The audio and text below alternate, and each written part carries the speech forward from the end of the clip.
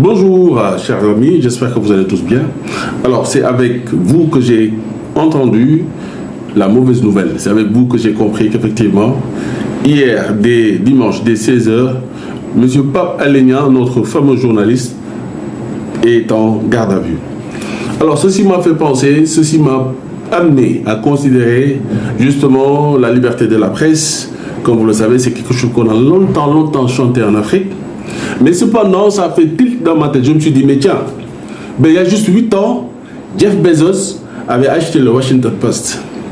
Mais pourquoi? Aujourd'hui, récemment, le mois de novembre dernier, Elon Musk achète Twitter. Alors, Washington Post, certainement comme vous le savez, c'est un journal édité comme Le Soleil, comme Sud. Passez-moi la pub, il faut que les choses soient claires. Comme Sud, comme Le Quotidien, ce que vous voulez. Un journal en papier. Alors, Elon Musk est parti un peu plus loin.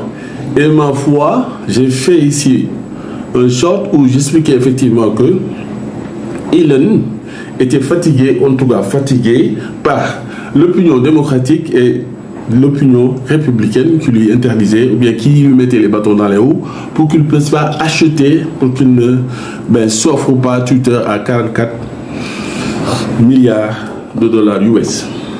Alors, les riches se mettent à acheter de la presse, qu'elle soit écrite ou virtuelle.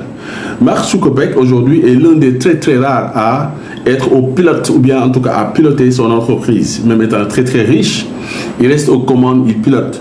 Microsoft, qui est également une grande puissance technologique, le boss a délégué. Google s'est acheté, s'est offert YouTube.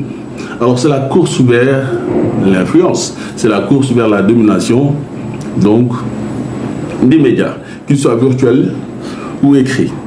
Alors j'ai continué ma réflexion et je suis tombé sur Edward Burns. Edward Burns, si vous ne le connaissez pas, je vais mettre sa photo ici quelque part. Il est décédé récemment en 1995 et il aura vécu 103 ans. C'est dire qu'il a pratiquement traversé le siècle dernier. Qui est Burns? Edward Burns a été le père fondateur de la propagande en français. Qu'est-ce à dire? Alors, très simplement, pour faire le parallélisme, ce que Machiavel était pour le prince, c'est exactement ce qu'est Burns pour justement les hommes politiques ou bien les hommes d'affaires. Edward Burns a mis en place des mécanismes, une facilité à manipuler les masses pour le compte des politiques, pour le compte des hommes d'affaires. Alors, il s'est arrangé à justement faire de sorte que des groupes d'hommes, des groupes de femmes puissent être manipulés par une publicité, par une idée, par une pensée. Et bien justement, dès 1920, un de ces fameux faits d'armes, c'est quand il a fait comprendre aux femmes américaines que grâce à la cigarette, elles pourraient atteindre certainement leur liberté face aux hommes. Il a fait comprendre que cette cigarette incarnait l'accaparement du phallus. Passez-moi l'expression. Alors, il est très clairement visible. Il est très clairement notable que la manipulation des masses est quelque chose de vrai aujourd'hui. On en parle pourquoi? Parce qu'en démocratie, on te dit que c'est le pouvoir du peuple, on va se répéter, par le peuple et pour le peuple. Mais c'est faux. La démocratie est tout simplement une dictature qui est mature. Parce que les peuples ne sont pas contraints, les peuples ne sont pas forcés, mais les peuples sont manipulés. D'accord? Les peuples sont manipulés pour que ces pouvoirs politiques puissent bénéficier, en tout cas mener des actions qui ne feront que leurs intérêts et non l'intérêt des populations. D'où le journalisme, à mon sens, qui pourrait être un pouvoir, en tout cas une arme fondamentale pour les populations.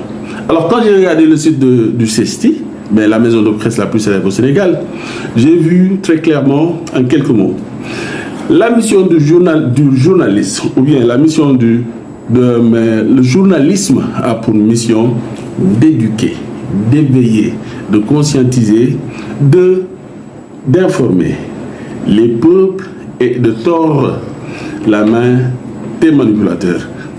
D'accord? C'est le but premier du journalisme. Alors, ça veut dire que Nous ne sommes plus dans cette considération où effectivement le journaliste qui veut former vrai, le journaliste qui veut informer vrai, le journaliste qui voudrait donner les bonnes informations aux populations sont embastillés ou bien sont freinés dans leur profession. Je vais vous lire un extrait de Edward Benz pour vous montrer, pour vous faire savoir justement dans son livre Propaganda, comment il estime que justement les populations devraient être manipulées par soit les politiques ou bien les hommes d'affaires. Je cite Propaganda. La manipulation consciente et intelligente des actions et des opinions des masses est un élément important dans une société démocratique. Ce qui manipule ce mécanisme invisible constitue un gouvernement invisible de la société qui est le vrai pouvoir dans notre pays.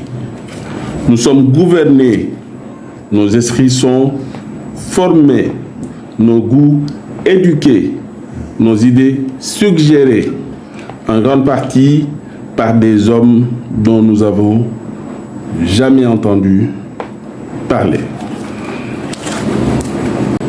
Alors, après avoir lu Propaganda, les quelques éléments qui m'intéressaient, je me suis intéressé au document de notre cher professeur Mary-Teuw Niane. Alors, dans ses écrits d'aujourd'hui, qui datent de ce matin, clairement, il dit « Libérez Pape Alé Niang ». Alors, Pape Alé, quand j'ai compris que justement, trois des principaux griefs étaient juste qu'on lui disait qu'il y avait une violation professionnelle, violation du secret professionnel, qu'il aurait divulgué des informations qui pourraient semer le trouble ou éventuellement fragiliser notre nation, je tombais des nues. Parce qu'encore une fois, très sincèrement, le rôle du journaliste, c'est d'être un pouvoir du peuple. C'est de montrer, c'est de démontrer. C'est de mener des investigations comme le fait Pape Alé. C'est de faire de sorte que les choses cachées puissent être révélées aux populations dans les contrées les plus éloignées. Former, informer vrai, éveiller, conscientiser vrai. Chers camarades, c'est ce que je voulais partager aujourd'hui avec vous. C'est quelques mots sur Pape Alé Niang. Je ne saurais terminer sans vous rappeler justement que Jamal Khashoggi, paix à son âme, a voulu informer vrai et il s'est heurté à un gouvernement, celui de l'Arabie Saoudite. Vous connaissez la suite. Norbert Zongo a eu des informations de première main. Il a voulu informer vrai, conscientiser, éveiller vrai. Il s'est heurté à un gouvernement supposé démocratique. La liste est extrêmement longue. J'ai un peu feuilleté, j'ai un peu fouillé, j'ai vu qu'effectivement il y avait plus de 150 journalistes qui ont péri dans l'exercice de leur fonction. À très bientôt. Merci. maa ngi leen di fay am mbégte ñëw bokk ci jotaay bi ak waxtaan wi ndaxte def naa waxtaan wu am solo lañ fas yéene waxtaanee tey jii. alors am mbégte d'abord mooy première lecture bi mooy premier rapport bi waroon génn c'est contre l'inspection générale d'État dama lay liiral ñoom François Collin li mu wax la loi portant statut des inspecteurs généraux d'État impose au vérificateur général du Sénégal de présenter chaque année au président de la République un rapport sur l'état de la gouvernance et de la reddition des comptes. 2015 la ñu gëj a génneel rapport te léegi di impose c'est son terme demal nga tapé rapport yi nga lire ko man démb ci guddi ci laa fanaan ma lay wax nga xool moom moo ko bind photom na fàng mu ne impose au vérificateur général de présenter au président de la République chaque année un rapport sur l'état de la gouvernance et de la reddition des comptes. Mieux boo gisee terme bu ñuy utiliser lu baree bari ñoom seen jargon xam nga lan la l'orthodoxie républicaine. L'orthodoxie républicaine suppose que ñu respecter les textes et les lois qui régissent notre République. Alors on peut se poser une question simple. Pourquoi l'inspection générale d'État n'a pas produit un rapport depuis 2015? Est-ce pour protéger un régime par rapport à ses cafards? Pourquoi je pose cette question? on peut sortir benn rapport boo xam ne day incriminer nit en 2016 avec des faits réels nga xool rapport boobu incriminer nit ndekete faits yooyu boo ko yóbboo ci justice ce sont des faits qui sont prescrits léegi looy def mbamba nga koy may ci askan wi wante amul dara benn njëriñ askan wi parce que buñ ko yóbbu ci juridiction yi parce que man gis naa kenn koo xam ne approché wax nañ ne 2009 ba 2011 yokkaat ci na defaat na ko sax 2012 ba 2013 2009 ba 2011 loolu mu def noonu bu tey ji ci yoon mënuñoo wax ne ce sont des faits prescrits par la loi d'où la nécessité de sortir un rapport chaque année. Responsabilité bi est-ce que nekkul également ci ordonnateur bi c'est-à-dire ki wax